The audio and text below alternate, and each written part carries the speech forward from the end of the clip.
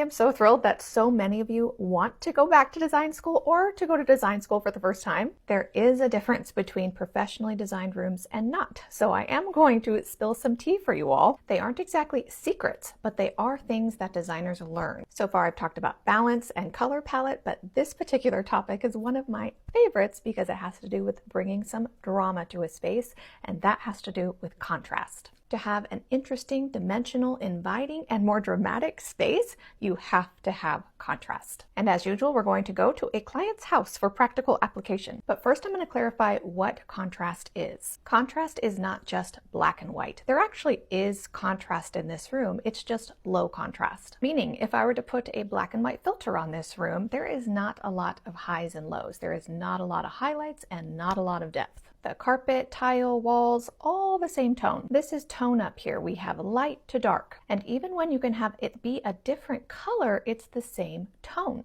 So with contrast, you have to pay attention to the whole gradient of color. We need the midtones, but we also need the lights and the darks and everything in between. It's why even in this room, in black and white, looked drastically different. I had to push and pull on the contrast. Here's the other side of the stairs in that room, where you can see contrast ups the drama. Side-by-sides are really helpful when it's the exact same image. And let's take the fireplace for example. The fireplace here stands out so much more and looks like a nicer feature in the room because why? The white around the fireplace in this image is able to be contrasted. It's able to stand out more because the walls are not white. Notice my lights, my whites is what is grounding this room actually.